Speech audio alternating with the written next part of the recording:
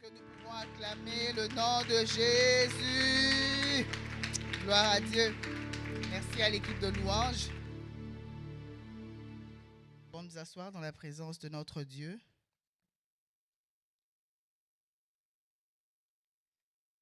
J'aimerais pour commencer remercier l'équipe pastorale, Pasteur Omer, Pasteur Nadine, pour ce privilège qui me donne de me tenir encore devant vous pour partager la parole de Dieu.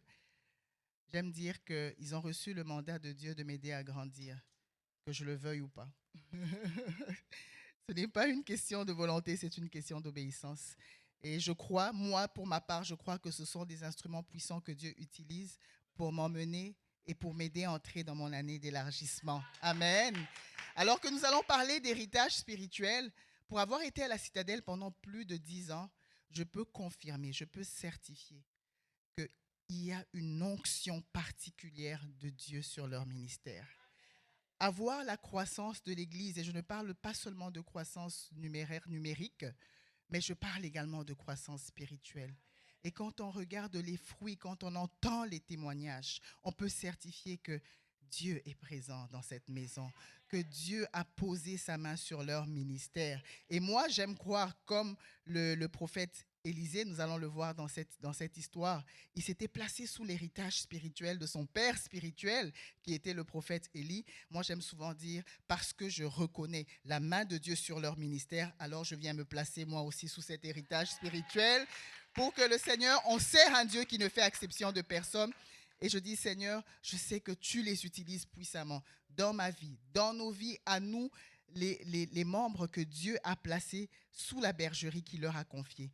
Dieu nous adresse des bénédictions particulières au travers de leur ministère. Mais ça prend de reconnaître l'onction de Dieu qui a sur leur ministère. Amen. Et j'aimerais les remercier pour l'opportunité. Je bénis notre Dieu qui permet que nous puissions nous retrouver en ce lieu.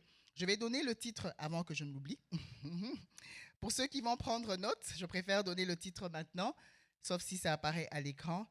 C'est 1, 2, 3, n'arrête pas de frapper. Amen. Nous allons apprendre à compter aujourd'hui. Nous repartons à l'école. Je vous invite à ouvrir vos Bibles. Nous allons lire dans 2 Rois 14. C'est plutôt 2 Rois chapitre 13, verset 14. C'est une histoire que nous connaissons très bien. Une histoire que nous avons déjà entendue encore et encore. Moi, ce que j'aime avec la parole de Dieu, quand Dieu nous demande de révisiter une histoire que nous connaissons, c'est parce qu'il y a une vérité nouvelle, parce qu'il y a une révélation nouvelle qui vient rencontrer une situation, une circonstance du moment pour nous aider à traverser cette circonstance avec pleine victoire et pleine assurance.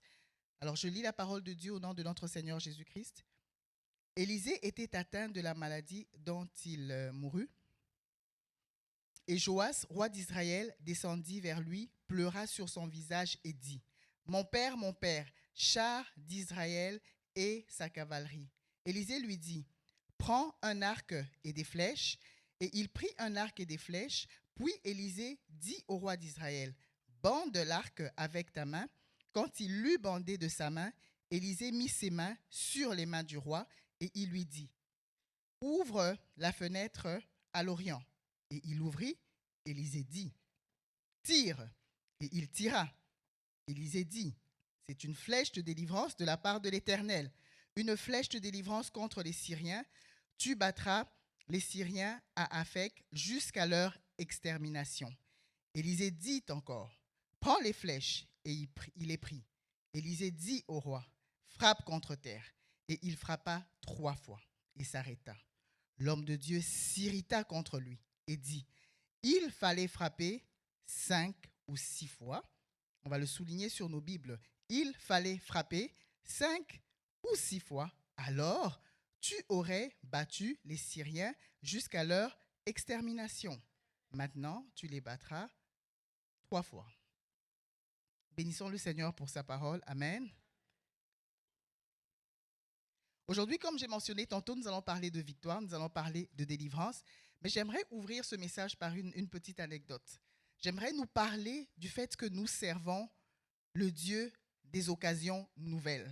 Il m'arrivait de dire nous servons le Dieu de la deuxième chance. Mais vous allez remarquer que notre Dieu ne s'arrête pas à une deuxième chance. J'aime mieux dire nous servons le Dieu des occasions nouvelles. Parce que, dans certains cas, nous sommes rendus à plus qu'à la deuxième chance. Je ne parle pas de vous, je ne veux pas que certaines personnes se sentent visées, mais il arrive des moments où, dans notre cas, c'est plus que la deuxième chance que Dieu nous a donnée. Mais Dieu est un Dieu patient. Alors, quand je pense au fait que nous servons le Dieu de la deuxième, des occasions nouvelles, vous savez que pour ceux qui ont l'habitude d'échanger avec moi, je suis une passionnée de basket. Et moi, Dieu me parle beaucoup au travers de la nature, au travers des enfants, au travers des activités que je fais avec les enfants. Permettez-moi de commencer par cette petite anecdote. Alors, bien souvent, quand il y a des tournois de basket, c'est en fin de semaine. Pendant le tournoi, l'équipe va faire 3 ou 4 matchs, dépendamment de sa performance. Le premier match, c'est souvent un match d'entraînement, d'échauffement. Ce n'est pas le match décisif. C'est le deuxième match qui est le match décisif. Donc, le premier match, les joueurs, ils essayent encore de se préparer, ils essayent d'évaluer leurs adversaires.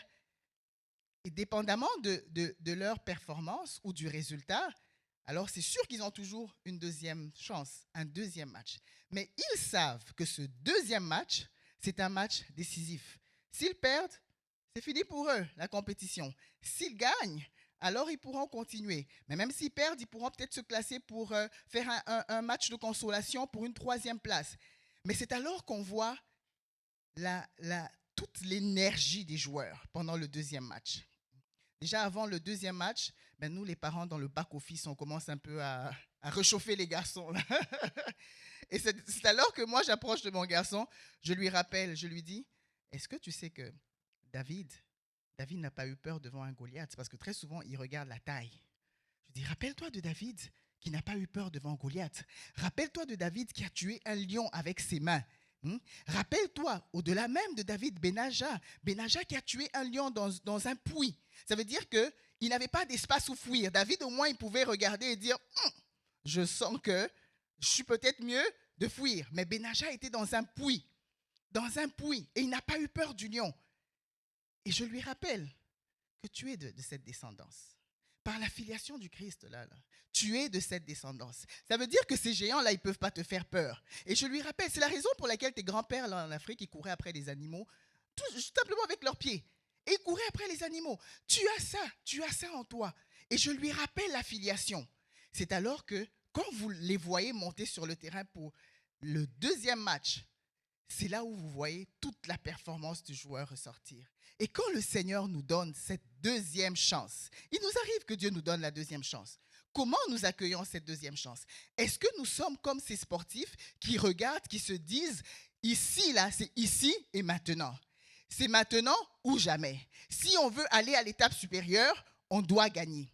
Et là, ils ressortent tout le meilleur d'eux-mêmes pour être capables de réussir ce deuxième match. Et très souvent, les matchs qui sont très combatifs, c'est sûr que pour l'une des deux équipes, c'est le deuxième match, c'est le deuxième essai. Bien aimé, j'aimerais commencer par te dire, lorsque Dieu te donne une deuxième chance, demande-toi, comment tu abordes cette deuxième chance? Est-ce que tu mets toutes les chances de ton côté? Est-ce que tu te dis, Seigneur, je te bénis pour cette deuxième occasion que tu m'as donnée. Je te bénis parce que tu es le Dieu qui ne tient pas compte de mes moments d'ignorance. Voilà que tu me donnes encore l'opportunité. Alors cette fois-là, Seigneur, je vais collaborer avec toi. Alors lorsque nous décidons d'aborder cette deuxième chance avec une attitude que je suis tentée de dire une attitude gagnante, une attitude de victoire. Et c'est ce qu'on va voir dans l'histoire du roi Joas. Le roi Joas, on va voir que le roi Joas n'était pas un roi pieux. Ce n'était pas un roi qui avait ramené le cœur du peuple vers Dieu.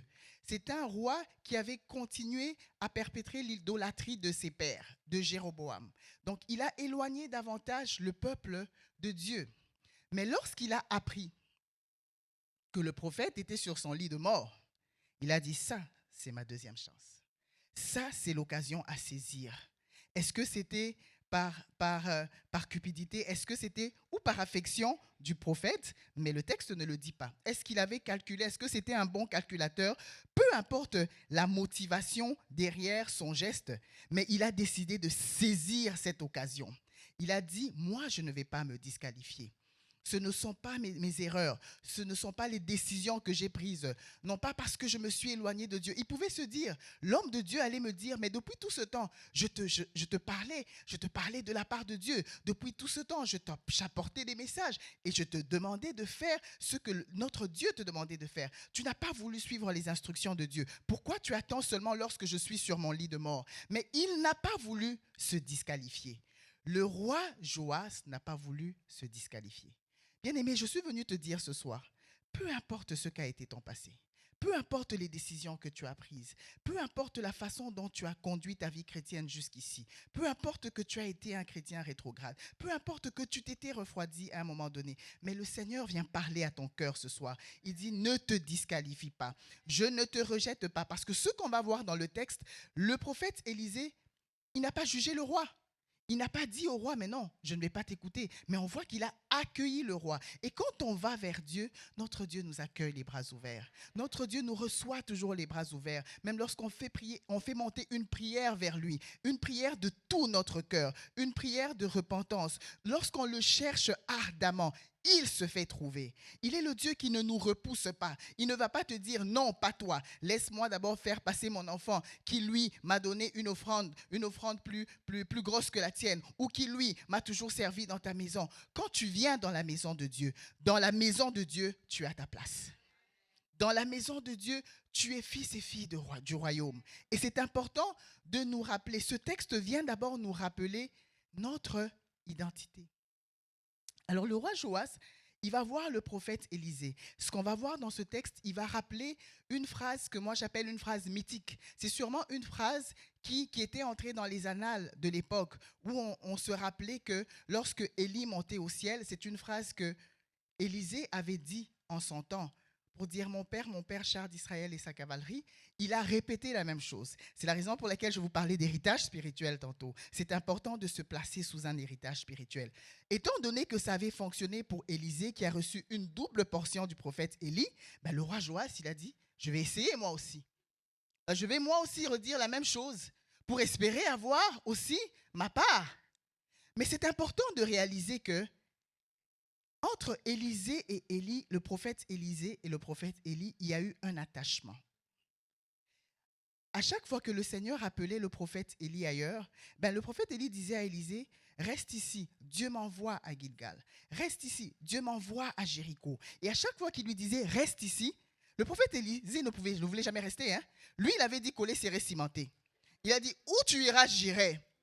Il s'est attaché au prophète Élie. Et ce n'est pas simplement une question de répéter des phrases célèbres, ce n'est pas seulement une question de répéter des prières, ce n'est pas seulement une question de répéter la formule qui a fonctionné pour mon frère ou pour ma sœur, mais tout est dans l'attachement.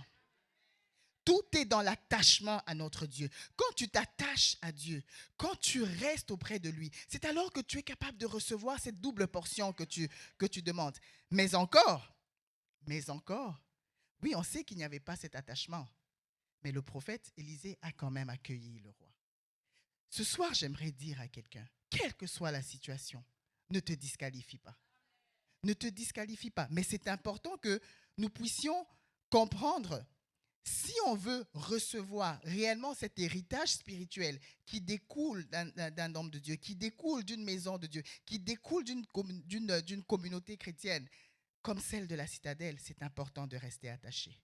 Donc, ne pas venir simplement quand on sent qu'on est dans le mood, mais parce qu'on sait qu'on a pris un engagement envers Dieu, parce qu'on sait que le Seigneur, il nous attend, il nous a donné rendez-vous. Alors, on monte dans la maison de Dieu. On veut être comme David qui disait, je suis dans la joie quand on me dit, allons dans la maison de l'Éternel. Et c'est important de le retenir. On va regarder ensemble ce soir, on va regarder 5 ordres prophétiques. 5 ordres prophétiques que le prophète a donné au roi pour que le roi puisse obtenir une victoire totale. Il y a tout un procédé. Ce que j'aime, moi, avec la parole de Dieu, la plupart des textes de Dieu nous révèlent un procédé.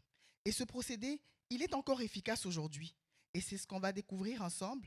Quand le roi va voir le prophète, alors le prophète, le premier ordre prophétique que le prophète donne au roi, il lui dit, prends ton arc, prends un arc et des flèches.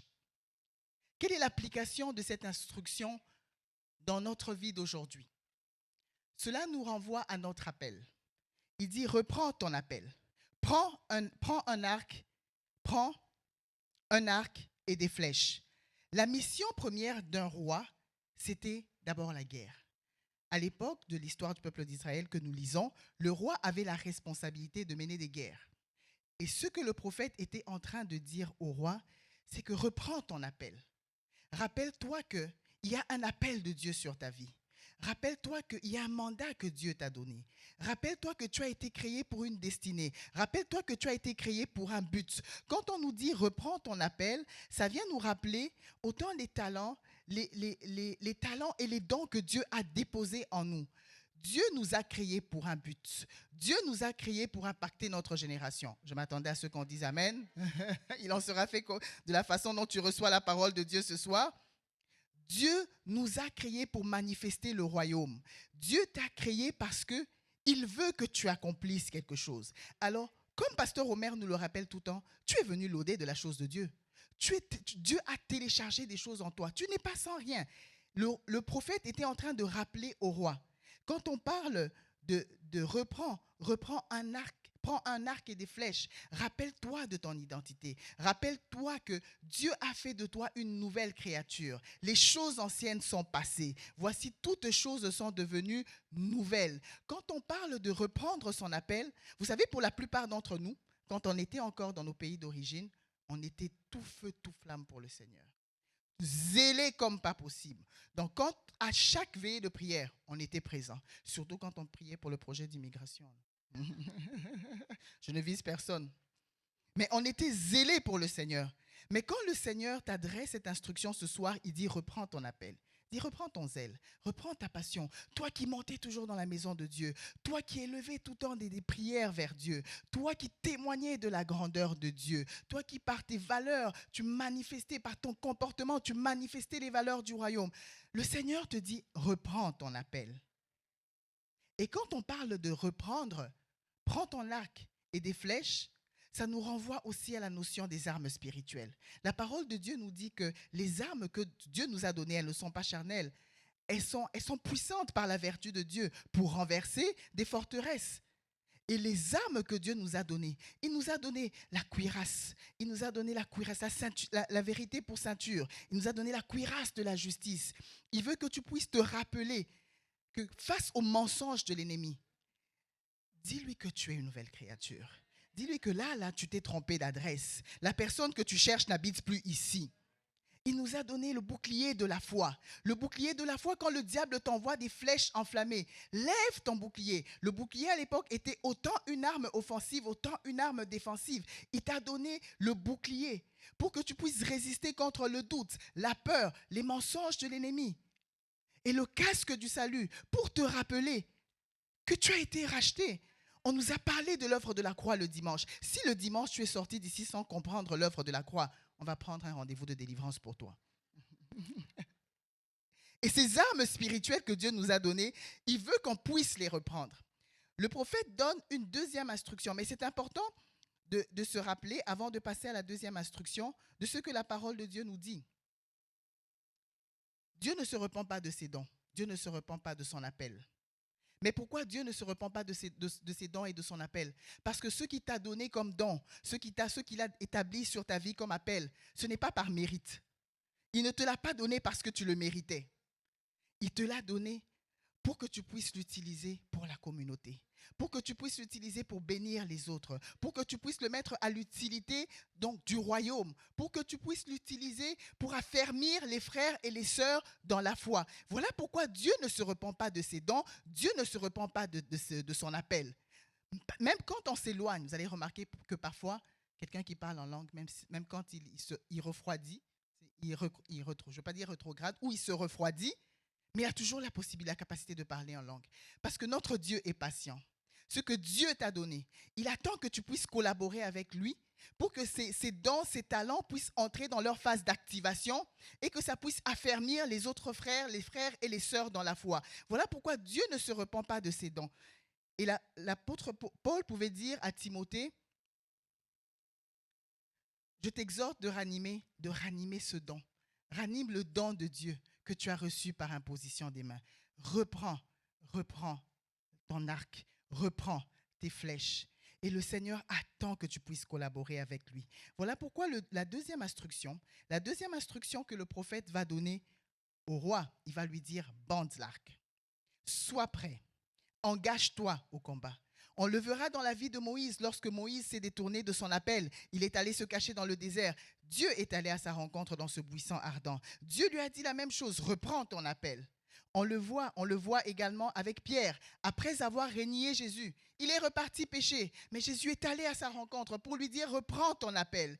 On le voit également dans la vie de Jonas, qui a fui le mandat que Dieu lui a donné. Mais encore une fois, Dieu a utilisé des moyens extraordinaires pour le ramener vers l'appel que Dieu ou le mandat que Dieu lui avait confié. Alors le prophète pouvait dire au roi, deuxième instruction, bande de l'arc. Bande de l'arc, prépare-toi et sois prêt. Ce qu'on va réaliser à cette étape, ce n'est que lorsque le roi a bandé l'arc, alors le prophète a posé ses mains sur le roi. Pour que la puissance de Dieu se manifeste, pour que Dieu s'engage dans notre combat, ça prend qu'on puisse bander l'arc. Ça prend qu'on puisse décider de collaborer avec lui. Ça prend qu'on puisse se mettre en action.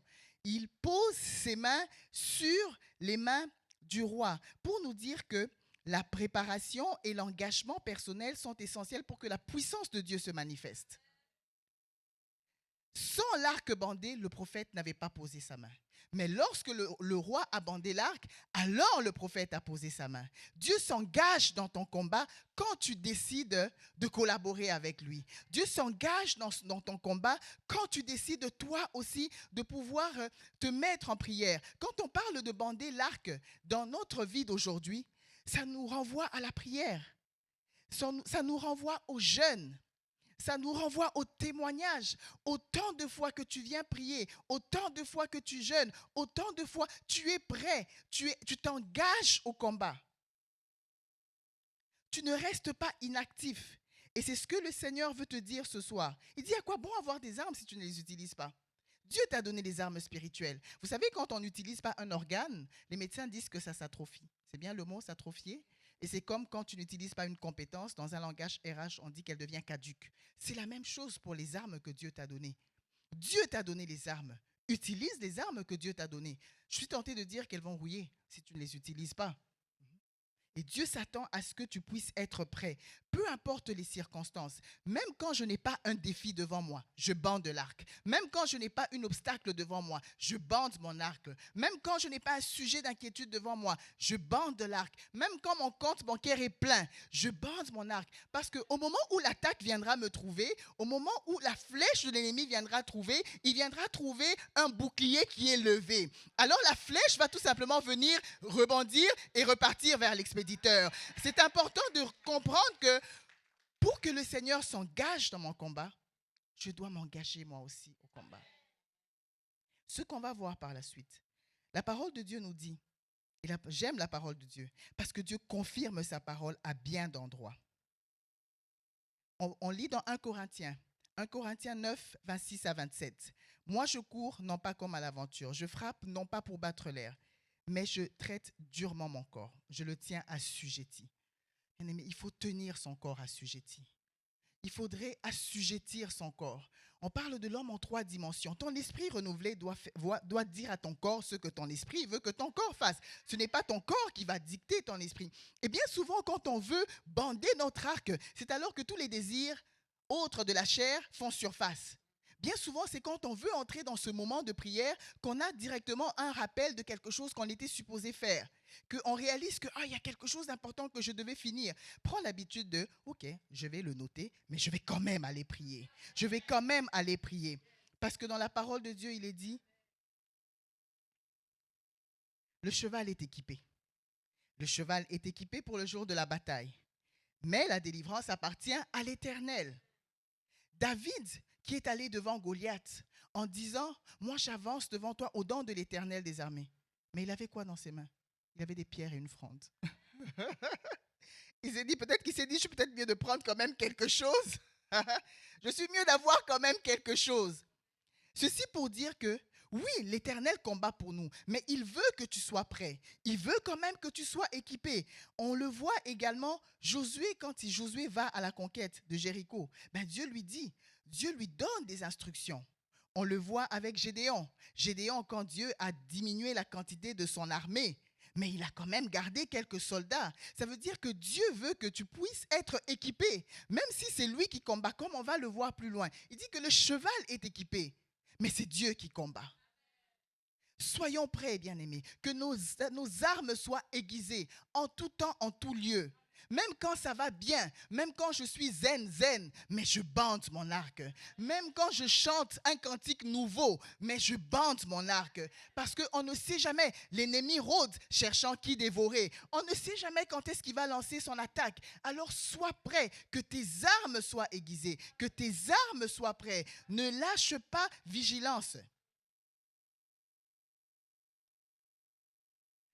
Le troisième ordre prophétique que le prophète va donner au roi, il lui dit, ouvre la fenêtre à l'Orient. Ouvre la fenêtre à l'Orient. Replace-toi dans la vision. Replace-toi dans la vision et fais face à tes ennemis.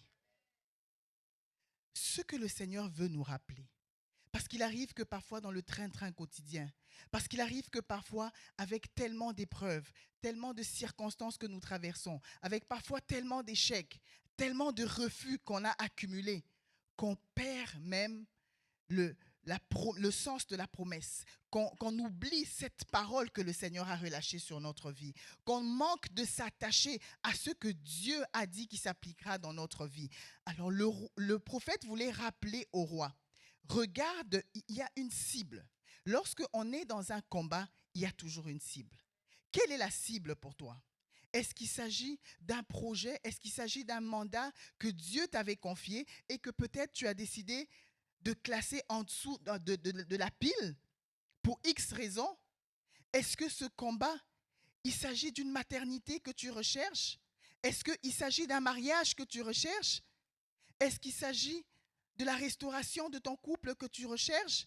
Il y a toujours une cible quand on s'engage dans un combat. Le prophète voulait dire au roi, regarde, il y a une cible. Tu as des défis. Est-ce qu'il s'agit des malédictions héritées de ton passé?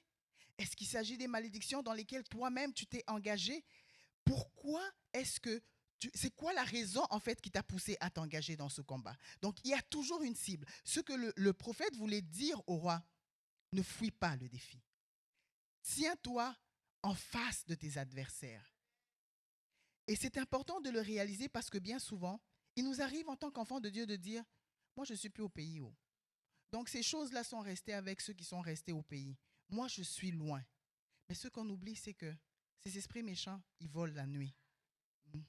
Ils sont capables de te trouver là où tu es. Et c'est alors qu'on pouvait rappeler au roi, ne fuis pas tes ennemis. Il y a un combat à mener. Fais face à tes ennemis. On le verra dans bien des cas dans la parole de Dieu. Lorsque le roi Josaphat s'en allait au combat, il chantait, il adorait. Mais il a fallu qu'il arrive au combat. Mais quand il est arrivé au combat, ce n'était pas pour combattre, c'était pour constater la victoire que Dieu lui avait accordée. Parfois, Dieu te demande de te tenir devant tes adversaires. Il arrive que Dieu te demande de t'engager dans un combat et d'aller sur le lieu de combat. Mais il veut que tu te tiennes là pour constater la victoire qu'il va t'accorder. Il veut que tu te tiennes là pour que tes ennemis regardent et qu'ils puissent dire que le Dieu de la sœur Myrtelle, il est puissant. Pour que tes ennemis puissent regarder et dire, le Dieu de la sœur Ornella, il agit. Pour que tes ennemis puissent regarder et dire, le Dieu de la sœur Flore, il est le Dieu des solutions impossibles et originales. Alors les ennemis pourront le lier au Dieu que tu sers. Il veut que tu te présentes au combat, pas pour combattre, mais pour que tu constates la victoire. Replace-toi dans la vision. Fais face à tes ennemis. Quel est ce projet que tu as senti dans ton cœur? Il y a des choses que tu sais que Dieu te demandait de faire. Mais que tu as décidé par la force des circonstances de tout simplement laisser tomber. Pour plusieurs raisons, et on va le voir vers la fin. Mais Dieu veut que tu puisses ressortir ce dossier. Tu es sur le point d'abandonner. Tu es sur le point d'abandonner ce combat. Je ne sais pas ce que tu combats aujourd'hui. Je ne sais pas c'est quoi ta cible. Parce que c'est sûr que nous tous, tels que nous sommes assis, là, il y a une cible. Il y a une cible qu'on vise. Mais Dieu veut que tu te tiennes en face de tes ennemis. La parole de Dieu déclare dans 2 Chroniques 20, 17. Vous n'aurez point à combattre à cette affaire. Présentez-vous. Tenez-vous là, tout simplement. Tenez-vous là. Et vous verrez la délivrance que l'Éternel vous accordera. Amen. Ouvrir la fenêtre. Parlons un peu de l'acte d'ouvrir la fenêtre. Qu'est-ce qui arrive dans nos maisons quand on ouvre la fenêtre? Imaginons que la fenêtre était restée longtemps et puis on avait des feuilles volantes sur la table. On a des feuilles volantes sur la table. Quand on ouvre la fenêtre, qu'est-ce qui arrive? Les feuilles vont s'éparpiller. Donc quand on laisse entrer le souffle du Saint-Esprit, quand on ouvre la fenêtre, on laisse entrer le souffle du Saint-Esprit, ça vient créer par moments un inconfort. Ça vient déstabiliser l'ordre établi. Ça vient nous sortir de notre zone de confort. Ouvrir la fenêtre, c'est aussi sortir de ses anciennes habitudes. C'est accepter que le Saint-Esprit puisse faire entrer une fraîcheur nouvelle. C'est accepter que le Saint-Esprit puisse t'inspirer des instructions nouvelles. C'est laisser le Saint-Esprit agir selon l'instruction du moment. Ouvrir la fenêtre, ça peut être déstabilisant. Ce n'est pas un acte facile. Pour certains d'entre nous, ce n'est pas un acte facile. C'est un acte qui vient parfois nous bousculer. Ça vient parfois créer un désordre, mais un désordre qui, avec le temps, se transforme en victoire. Bien-aimé, accepte d'ouvrir la fenêtre, même si ça semble être déstabilisant pour toi. Mais le Seigneur dit, je sais que tu as peur d'ouvrir la fenêtre. Surtout au Canada, quand il fait froid, quand c'est l'hiver. Oh mon Dieu, on n'ouvre pas nos fenêtres. Et même quand tu sens que c'est très froid dehors, ouvre la fenêtre. Même quand tu sens que ça chauffe, là, ouvre la fenêtre. Fais face à tes ennemis. Le Seigneur ne veut pas qu'on fuit le combat, mais il veut qu'on fasse face à nos ennemis. Ouvrir la fenêtre. Bien-aimé, Dieu te demande d'ouvrir la fenêtre. Quelle est cette fenêtre que tu as fermée et que Dieu te demande d'ouvrir? Quand Dieu nous demande de revenir, de nous positionner, de nous replacer, il veut nous repositionner. Il nous localise et il nous repositionne. Il dit, replace-toi dans la vision. Fais face à tes ennemis. Vois, je livre entre tes mains Jéricho. Je te livre son roi. Je te livre également ses vaillants soldats. Ce que le Seigneur veut te donner, c'est une victoire totale. C'est une victoire complète. Il ne veut pas que tu te contentes de demi-victoire. C'est alors qu'on va voir la prochaine instruction du prophète au roi. Il lui dit, tire, proclame la délivrance et engage-toi dans l'action prophétique. Tire la flèche. Dieu veut que tu t'engages au combat. Ce qui est intéressant dans cette histoire, à l'époque du roi Joas, quand les rois lançaient une première flèche, c'était une flèche qui venait annoncer le début des hostilités. Donc la première flèche lancée, c'était pour annoncer à l'ennemi, soyez prêts, la guerre va bientôt commencer. Mais dans le cas du roi Joas, quand il tire la flèche, le prophète lui donne l'explication de cette flèche. Il s'attendait sûrement à ce que le roi lui dise, ben là tu viens d'annoncer la guerre aux Syriens, là tu viens d'annoncer la guerre à tes ennemis, là tu viens de dire à tes ennemis, préparez-vous, je m'en viens, comme on dit en bon français québécois, je m'en viens, préparez-vous.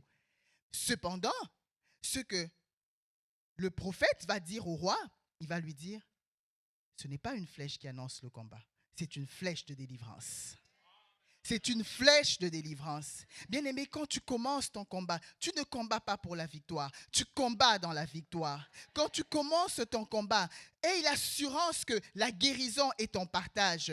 Quand tu commences ton combat, aie l'assurance que la percée que tu recherches est ton partage. Quand tu commences à rechercher un emploi, commence déjà à t'habiller avec le costume de l'emploi. Commence déjà à avoir le jargon même de l'emploi. Parce que dans ton cas, ce n'est pas le commencement. Dans ton cas, c'est déjà l'aboutissement. Dans ton cas, c'est déjà la victoire que Dieu t'a accordée. Alors que les autres vont regarder, vont penser qu'ils commencent une aventure avec... Je ne commence pas une aventure avec le Seigneur. Dans mon cas, c'est déjà la confirmation de ma victoire. Dans mon cas, c'est déjà la confirmation de ma délivrance. Dans mon cas, c'est déjà la confirmation de ma libération. Et c'est ce que le prophète va expliquer au roi. Tu ne combats pas pour la victoire, mais tu combats dans la victoire. Tu as dans tes mains la flèche de délivrance. Quand tu montes dans la maison de Dieu, c'est pour proclamer la délivrance. C'est pour déclarer la délivrance. La délivrance qui t'a déjà été acquise à la croix. Tu viens te l'approprier. Et c'est ce que le prophète est en train de rappeler au roi. Cette flèche annonce la victoire et non seulement le début des batailles. Et l'explication, ce qui est paradoxal, l'explication lui est donnée après qu'il ait obéi. L'explication de la flèche de délivrance, il a d'abord fallu que le roi tire la flèche pour que le prophète lui donne le sens même de cette flèche. Par moments, le Saint-Esprit nous demande de faire des choses. Nous voulons qu'il nous explique les tenants et les aboutissants. Donc, avant que je ne m'engage dans ce processus, là, Seigneur, je dois savoir quelle est ma part. Qu'est-ce que je gagne? Dans combien de temps je vais avoir la réponse à ma prière? Je veux avoir des signes palpables. Je ne veux pas seulement des nuages de la taille d'une paume de main. Mais très souvent, on va le voir dans le cas du prophète Élie, quand il monte sur le mont Carmel pour prier. Lui, ce qu'il voit, et lui, quand le Seigneur l'a replacé dans la vision, parfois tu te replaces dans la vision. Ce que Dieu te montre, c'est un petit signe de la taille d'une paume de main. Mais ce que Dieu veut, c'est que tu lances la flèche de délivrance pour t'approprier de ce commencement d'exaucement en disant que ce que je vois, ça vient annoncer les grandes choses que Dieu veut accomplir dans ma vie. Voilà pourquoi le prophète pouvait dire au roi, va te mettre à l'abri, parce que ce petit nuage que tu vois là, ça annonce une grosse pluie de bénédiction. Bien-aimé, j'aimerais te dire dans ton cas, quel est ce petit signe que toi tu vois dans ta situation? Cela vient annoncer une cascade de bénédiction. Cela vient annoncer des tonnerres de bénédiction. Cela vient annoncer des éclairs de bénédiction dans ta vie. Ne néglige pas. Quand Dieu te replace dans la vision, il dit, regarde, quel est ce signe que tu vois? Dieu veut que tu puisses voir l'ombre des choses à venir. Proclame la délivrance. La parole de Dieu déclare, quiconque dira à cette montagne, Marc 11, 23, quiconque dira à cette montagne, ôte-toi, jette-toi dans la mer, s'il ne doute pas dans son cœur, mais croit que ce qu'il dit arrive, il le verra s'accomplir. Quand tu montes dans la maison de Dieu, quand tu pries, prie avec assurance, prie avec autorité. C'est alors qu'on pouvait voir Gédéon qui était dans la vallée de Gabaon, qui pouvait regarder un soleil en train de faire son business, en train de continuer son parcours. Mais il a regardé le soleil et lui a donné un ordre très audacieux. Mais avec l'assurance que ceux qui disaient, il allait le voir s'accomplir. Il a demandé au soleil de s'arrêter. Bien aimé, quand tu viens dans la présence de Dieu et que tu pries, tu fais monter à Dieu, tu fais monter vers Dieu ses prières, ne balbutie pas. Aie l'autorité et l'assurance, l'autorité que Christ a conférée à la croix, en disant que Seigneur, ce que je déclare, je le verrai s'accomplir. La parole que je relâche, qui est la parole de Dieu, est capable de faire revivre des ossements desséchés. Voilà la foi et l'assurance et l'autorité que Dieu veut que tu puisses avoir quand tu tires cette flèche de délivrance. Il ne veut pas que tu le tires avec des mains tremblantes. Il veut que tu te rappelles qu'il a déclaré que tout est accompli. Comme on l'a entendu ce dimanche, il a déclaré tétélestai. Alors il dit, toi, tout ce que je te demande de faire, tire avec assurance que ce que tu demandes, tu l'as déjà obtenu. Voilà pourquoi Jésus pouvait dire, Seigneur, moi, pour ma part, je sais que tu m'exauces toujours. Mais je le dis pour eux. Ayons la même assurance que Seigneur, je sais que tu m'exauces toujours. Je sais que tu le feras. Quand Jésus maudit ce figuier, il le dit one shot. Ah, il n'a pas dit plusieurs fois. One shot. Et puis le figuier s'est desséché. Quelle est l'attitude que tu as quand tu ouvres la bouche pour déclarer la parole de délivrance? One shot, et ça marche. On arrive au 5e ordre prophétique. Frappe contre terre. Persévère jusqu'à la victoire totale et dépasse tes limites. Bien-aimé, Dieu m'envoie te dire ce soir, tu as plus de flèches dans ton carquois que tu ne le penses. Dieu t'a équipé de plus d'armes que tu ne le penses. Tu n'as même pas utilisé le 1/5, centième, je suis même tenté de dire le 1/1000 de toutes les capacités, de toutes les armes que Dieu t'a données. Et le roi va l'apprendre, va le découvrir à ses dépens. Alors que le prophète lui demande de tirer. Ce qu'on constate dans cette histoire, les premières instructions du prophète, elles sont quand même, je vous dirais, assez claires. Il lui dit, prends ton arc. C'est facile, je prends mon arc. Prends des flèches, bande ton arc.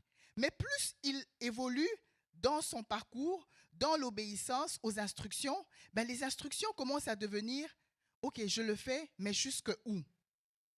À un moment donné dans notre croissance, Dieu nous a donné le libre arbitre. Et Dieu veut qu'on puisse être acteur de notre miracle. Il veut qu'on puisse être acteur de notre portée. Alors quand il lui demande de tirer l'arc, de tirer la flèche de délivrance, sans lui expliquer d'abord, parce que Dieu veut qu'on puisse obéir. L'obéissance avant la compréhension. Donc on voit que le Seigneur commence à lui parler dans un langage d'adulte, parce qu'il a grandi, il a gradué. Donc Dieu va commencer à nous parler parce qu'il veut qu'on aille dans une autre dimension. Il sait que quand on fait preuve d'une foi audacieuse, alors on est capable de voir des miracles surnaturels. Mais ça prend une foi audacieuse. Et on voit que le prophète est en train d'aider le roi à développer cette foi audacieuse où il dit tire, mais on lui explique après.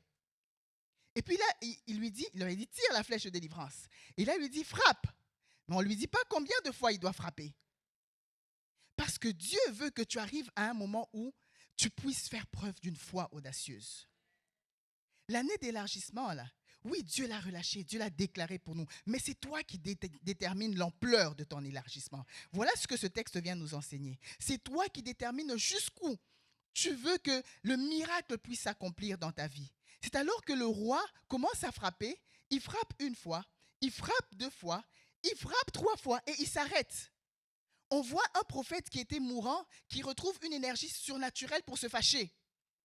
Et il dit au roi, mais non, pourquoi tu arrêtes de frapper? Pourquoi as-tu arrêté de frapper? Parce que tu as arrêté de frapper 3 fois, et bien dans ton cas, ça sera 3 victoires. Si tu avais frappé plus que 3 fois, 6 fois, 7 fois, tu aurais obtenu une victoire totale. Bien-aimé, ne te contente pas des demi-victoires. Ne te contente pas des demi-réalisations. Dieu n'est pas un Dieu des moitiés. Il est un Dieu qui opère dans l'exponentiel. Et ce que Dieu veut te donner, c'est un exaucement complet, une victoire totale.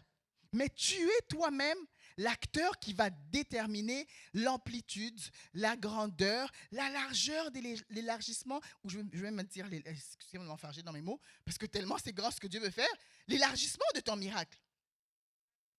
Il n'y a qu'à regarder le ciel. Combien d'astres lumineux Dieu a mis dans le ciel?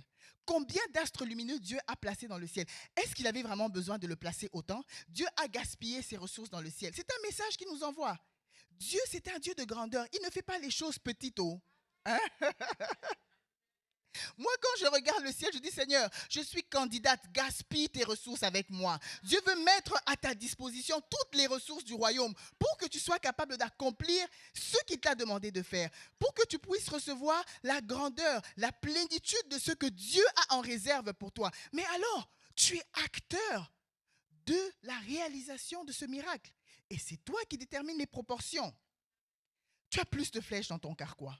Tu as plus de flèches dans ton carquois, bien-aimé. Tu as plus de flèches pour aller arracher ta délivrance. Tu as plus de flèches pour aller arracher ta guérison. Tu as encore une flèche pour aller arracher ton mariage. Tu as encore une flèche pour aller arracher ton document que tu recherches. Encore une flèche dans ton carquois pour aller arracher. Bien-aimé, quand tu pries pour ton mariage, pour aller arracher ta restauration, tu as plus, encore une flèche dans ton carquois pour obtenir la victoire sur tes addictions. Tu as encore des flèches en réserve. N'arrête pas de frapper. Ce que le diable veut, il va te pousser à arrêter très tôt.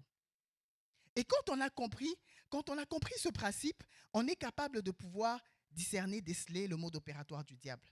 Et vous savez, quand il sait que c'est la flèche fatale, c'est alors qu'il va t'envoyer des épreuves, des obstacles de tout genre. Moi, quand je vois des épreuves, des obstacles devenir gros, je dis l'exaucement est à ma porte. L'exaucement est à ma porte. Pourquoi il ne veut pas que je frappe cette flèche? Pourquoi le diable veut m'empêcher de venir à cette veillée? Pourquoi il est en train de dérouler tous ses commandos pour venir m'empêcher de poser cet acte? Ça veut dire que l'exaucement est à ma porte. Quand tu vois qu'il y a comme des obstacles qui se multiplient, tu n'arrives plus à comprendre, mais pourquoi j'avance, ça bloque, j'avance, ça bloque. Seigneur, je continue à avancer parce que je sais que c'est le diable qui veut m'empêcher de faire ce pas-là. Le diable veut m'empêcher, mais je le fais par la foi. Bien-aimé, tu as plus de flèches dans ton carquois. Pas 1, pas 2, pas 3. On le voit avec Josué. Josué qui a dû tourner, il a tourné Jéricho. Il n'a pas tourné Jéricho 3 fois. Il a tourné Jéricho. plus de 3 fois, 6 fois, 7 fois. On le voit avec le prophète le prophète Élie, quand il est sur le mont Carmel et qu'il prie. Il a prié 7 fois. Il ne s'est pas arrêté à 3 fois. La persévérance, c'est la clé de ton exaucement. La persévérance, c'est ce qui t'emmène aux portes de l'exaucement de ta prière. Alors persévère dans la prière. Tire encore cette flèche.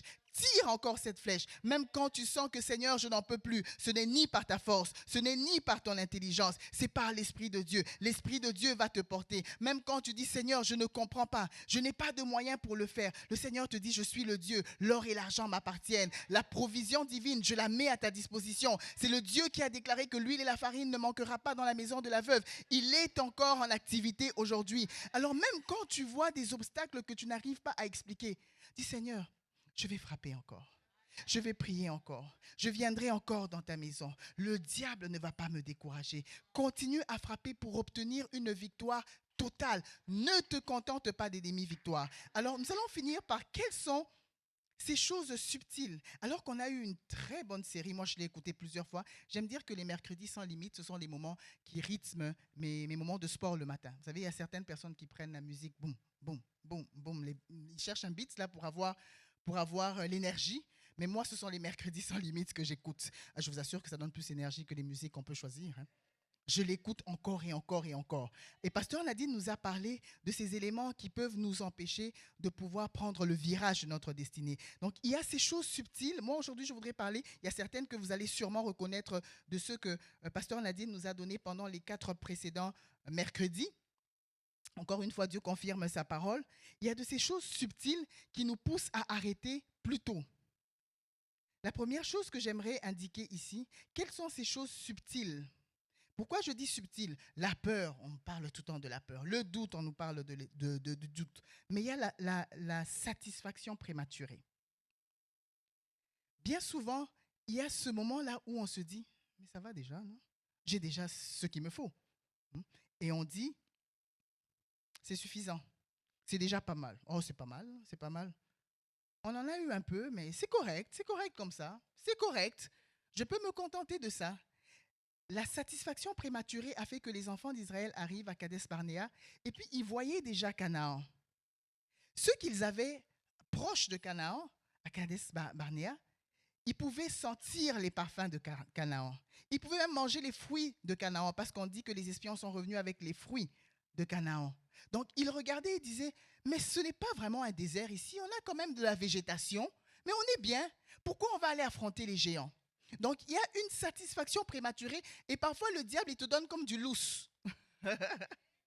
Il te donne un peu de lousse. Il dit, bon, je vais le laisser respirer un peu pour qu'il n'aille pas chercher la victoire totale, pour qu'il n'aille pas chercher la plénitude de ce que Dieu a en réserve pour lui. Donc, c'est une satisfaction prématurée, mais qui n'est pas ce que Dieu veut nous donner. Ne te contente pas de rester à Kadesh Barnéa. Vise Canaan. Regarde Canaan et dis, moi je vais manger les fruits de Canaan. Moi je vais fouler le sol de Canaan. Moi je vais hériter de la promesse que Dieu a relâchée sur ma vie. Deuxième chose subtile qui peut nous empêcher de continuer à frapper. L'habitude, la routine, la comparaison. Quand on parle de frapper, frapper nous renvoie à nos moments de prière, à nos moments de jeûne, à nos moments de témoignage. Mais bien souvent, il arrive qu'on se compare. Il arrive qu'on soit entré dans une certaine routine, une religiosité, telle que Pasteur Nadine nous l'a enseigné, l'un des éléments qui peut nous empêcher de pouvoir prendre le virage de notre destinée. On compare. Parfois, on se compare avec nos amis. On dit, mais moi, je vais à l'église tous les dimanches. Moi, je lis ma Bible tous les jours. Mais moi, je ne pars pas en boîte de nuit. Mais quelles sont tes références? Quelles sont tes références? On ne parle pas de comparaison malsaine.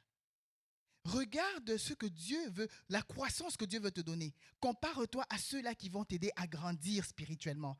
Ne te compare pas à ceux-là que tu as laissés en Égypte, mais compare-toi à ceux qui sont déjà arrivés dans une dimension où tu regardes, tu dis, Seigneur, tu l'as fait pour eux, tu ne fais exception de personne, tu le feras pour moi aussi. J'aspire aux grandes choses que Dieu a à me donner. J'aspire à la plénitude de ce que Dieu a en réserve pour moi. La comparaison, la routine, on le fait parce qu'on l'a toujours fait, non pas de tout notre cœur. L'absence d'une vision claire. L'absence d'une vision claire. Quand on frappe, on se dit, mais je frappe pourquoi? Je frappe pourquoi? Alors que Jésus a redonné la vue à l'aveugle qui a commencé à voir des hommes comme des arbres qui marchaient, cet homme est resté près de Jésus. Il ne s'est pas éloigné et Jésus ne l'a pas laissé partir. Notre Dieu ne veut pas que tu puisses te contenter d'une vision floue. Il veut te donner une vision claire. Mais bien souvent, quand la vision devient floue, quand on ne sait plus pourquoi, on dit, Seigneur, je frappe pourquoi? Je commence à avoir 45 ans. Qui va m'épouser à 45 ans?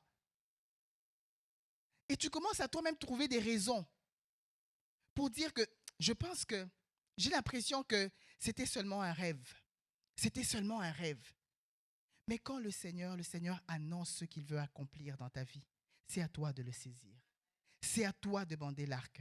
C'est à toi de lancer la flèche de délivrance. Et c'est à toi de continuer à frapper. Quand tu regardes et tu dis, Seigneur, je ne comprends plus, je ne vois pas pourquoi. Jésus dit, reste à côté de moi. Continue à prier, continue à demander la direction. Jésus, il veut toujours nous donner une vision claire. Et quand l'aveugle est resté, Jésus a restauré complètement sa vision. Quand tu as des doutes, tu ne comprends pas. Ne t'éloigne pas de Dieu, reste dans la présence de Dieu. Dis, Seigneur, je ne comprends pas, mais je sais que tu es le Dieu qui donne une vue claire. Si tu l'as fait pour l'aveugle, tu le feras aussi pour moi. Alors Dieu va te donner une direction claire dans laquelle avancer pour aller obtenir ton exaucement. L'autosuffisance, le compromis spirituel.